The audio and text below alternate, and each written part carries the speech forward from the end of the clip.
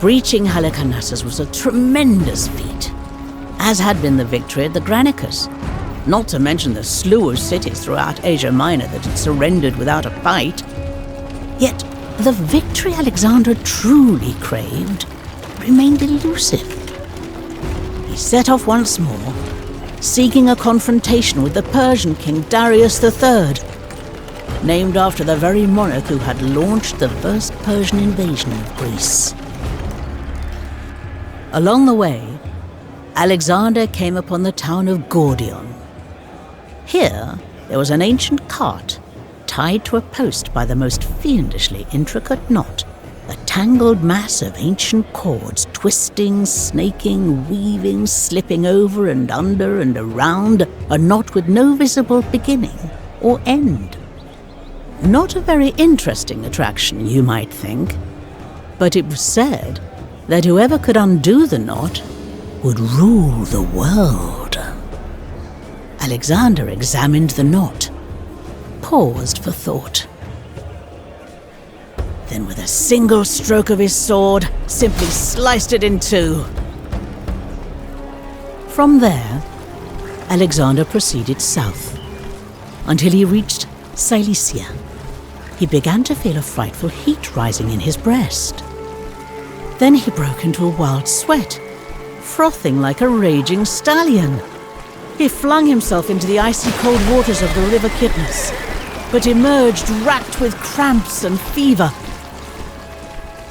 All of the king's physicians feared to administer a remedy. What dreadful tortures would await them if they failed, or worsened the king's condition? Only one, Philip of Acarnania, was willing to produce a cure. But as Alexander was about to raise the potion to his lips, a messenger passed him a letter from Parmenion, claiming that the Persian king had paid the doctor to poison him. Alexander looked the physician straight in the eye and downed the cup in one go. At first, the king fell back, his breath lost, swooning into near unconsciousness. But then, as Philip attended to him, Alexander regained his senses and felt the cure work its way through his body. A period of rest was clearly in order. Alexander and his men, welcomed into the cities of Lower Cilicia, at last paused their relentless march.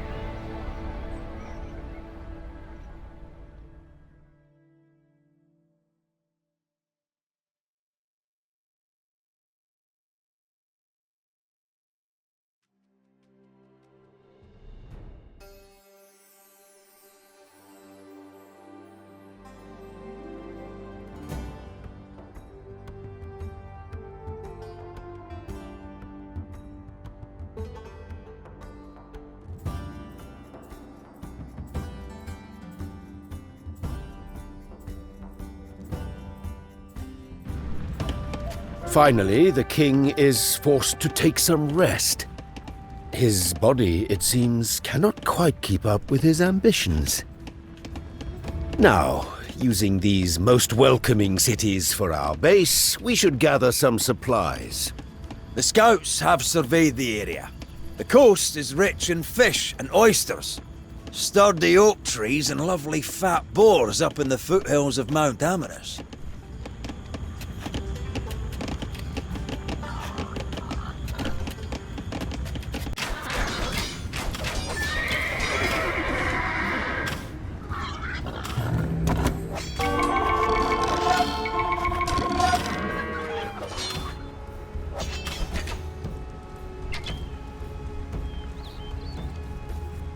Greetings all. I heard that my naval expertise might finally be required. Ahoy, Admiral Niarchos! How are things back in your native Crete? Dealt with that Minotaur yet, Very droll, Perdiccas. Never mind Minotaurs, the seas round here are infested with pirates. Our fishing ships will need to be guarded.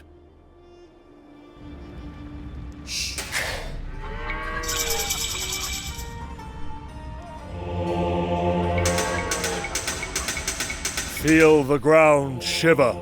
See the blinding flash of steel and gold. The fire of Ahura Mazda I send upon you, Daivas. Your wickedness will shrivel in his blistering light. Hold, men! Fear nothing but disgrace!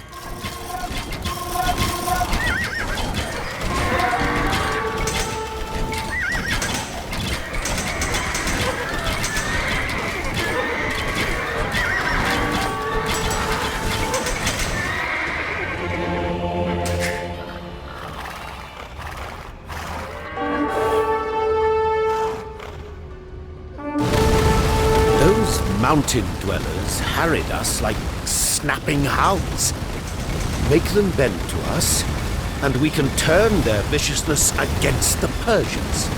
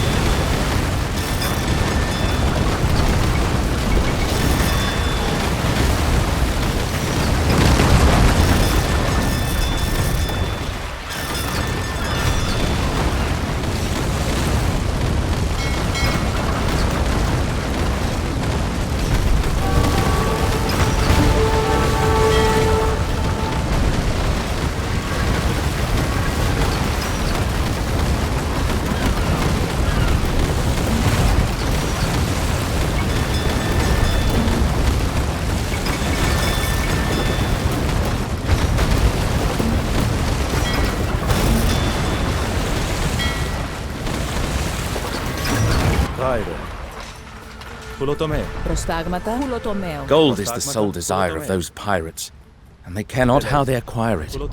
We could pay them off. Better to part with coin than more brave sailors.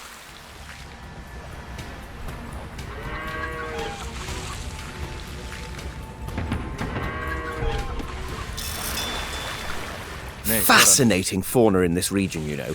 Earlier, I sketched a bearded vulture. They actually disdain meat and live off bones. They drop them from great heights, smash them open, so they can suck out the marrow. Ah, I forgot you were a naturalist as well as a sailor. It's like being lectured by Aristotle all over again, eh, Hephaestion?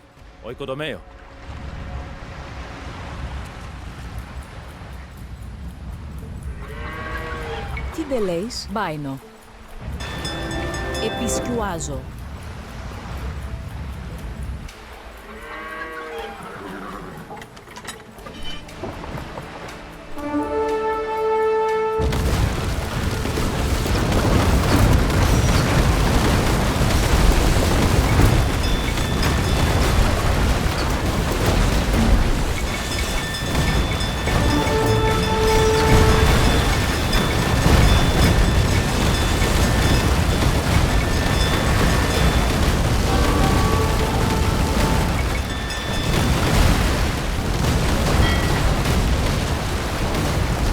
My seers have sifted through sheep's entrails and beheld the flight of circling birds.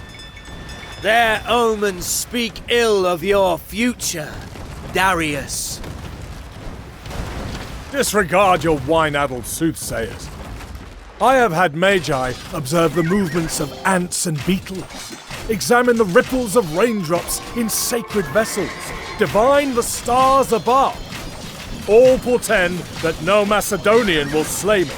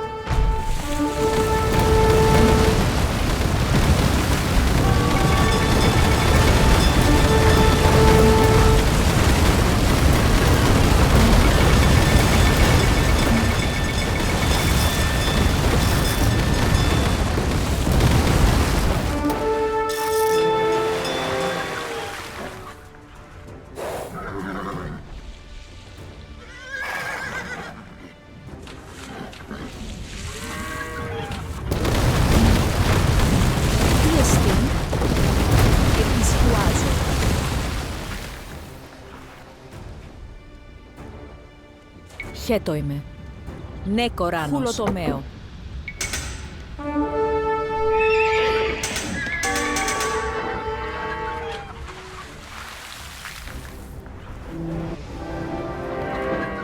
Τι εστίν? Τι ντε λέεις? Χουλοτομέο. Γάιρε. Τι εστίν? Προστάγματα. Γάιρε.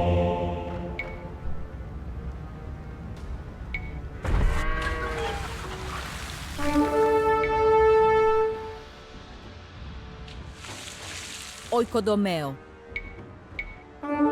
Οικοδομέο.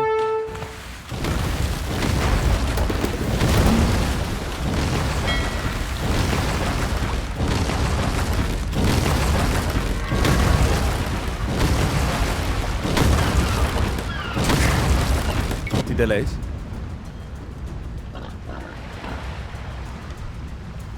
Χέτο εμάς. Επισκιουάτσα.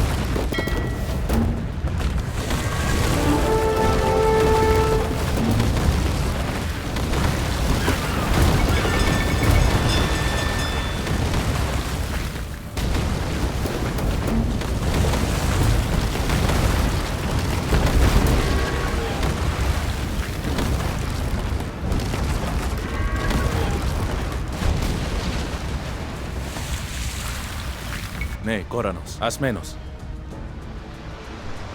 Fate has led me here, Darius.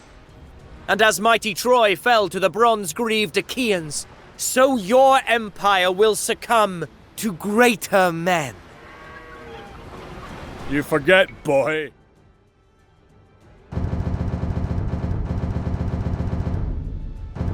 Not one of those bronze-greaved Achaeans enjoyed a happy homecoming. The basest of men are the easiest to turn. Since we no longer have need of the warships, we ought to scuttle them. The iron and timber will be better used for our land forces.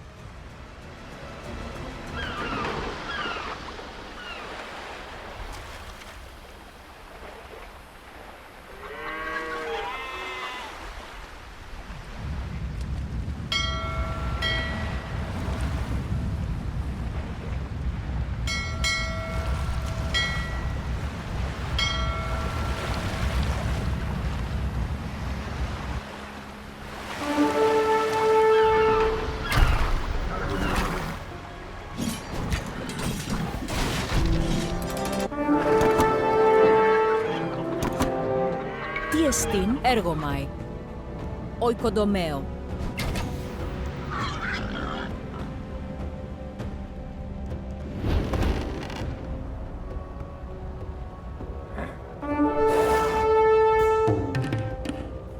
Προστάγματα.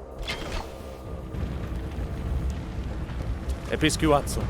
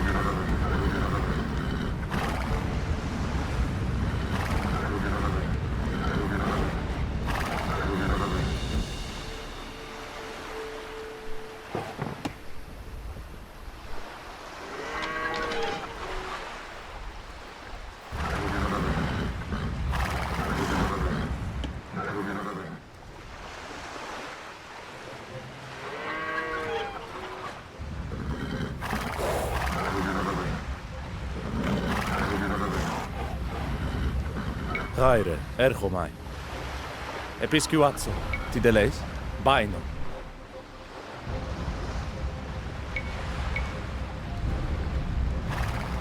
Oikodomeo. Τι δε λέεις?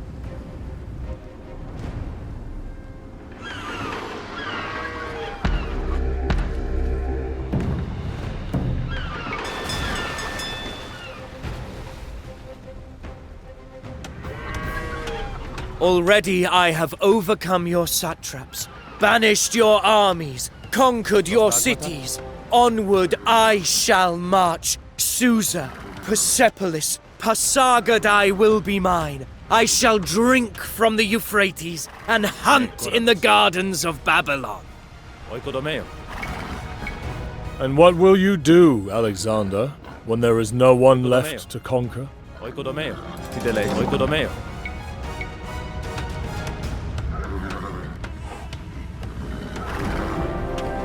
Oikodomeo.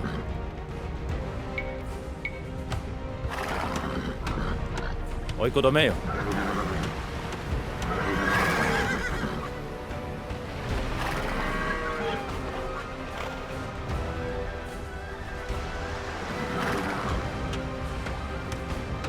Τι εστί? Oikodomeo.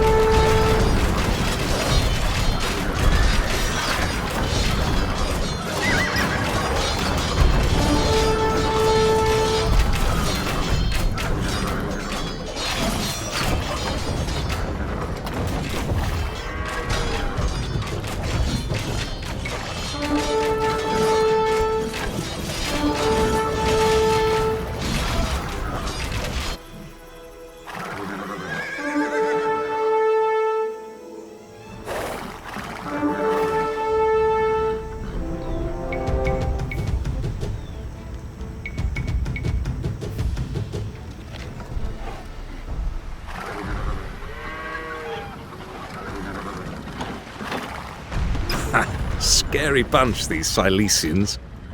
Darius is going to have his hands full.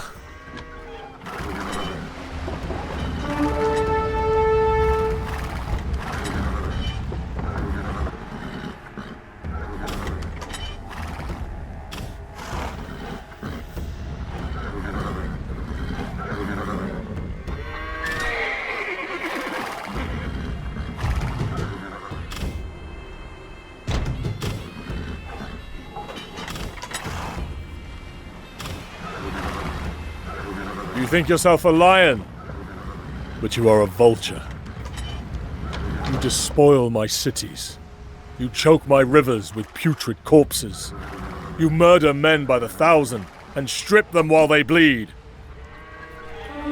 You forget, Darius, your ancestors did all these things and more to the Greeks. And now, the wrath of the gods is come.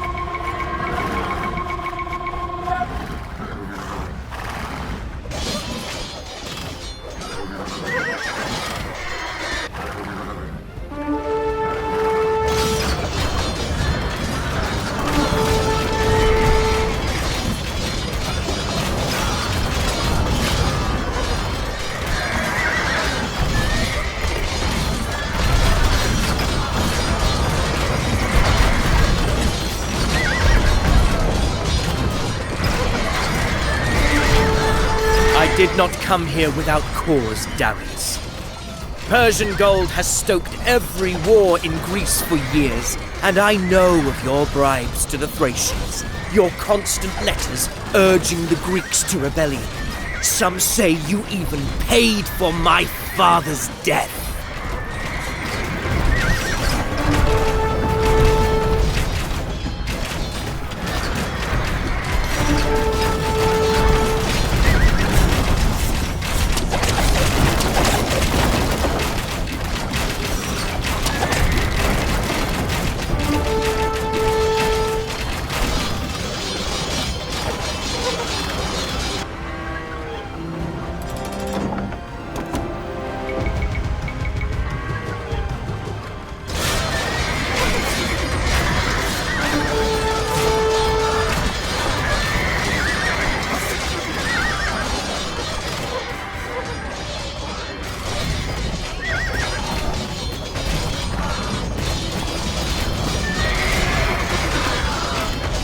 Χέτο είμαι.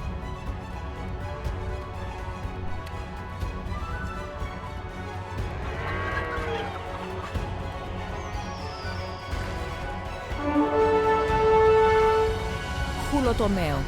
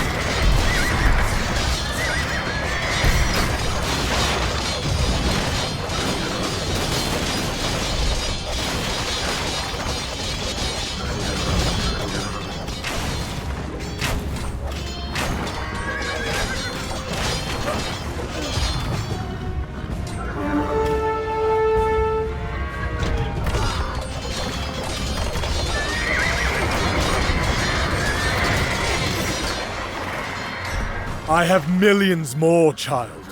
Uxians, Cadusians, Aracosians, men who seek battle as a hunting dog relishes the bloody chase.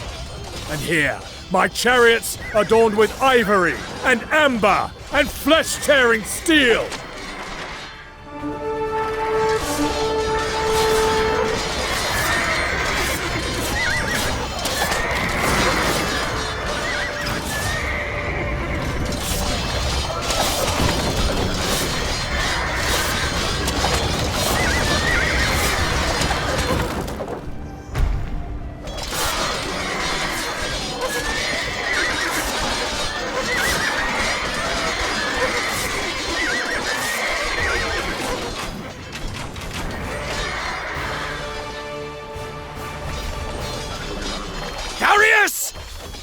Darius, you coward!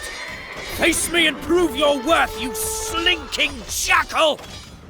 I have no need to throw away my kingdom in a single duel. A defeat for you means ruin, but I have millions more awaiting my summons.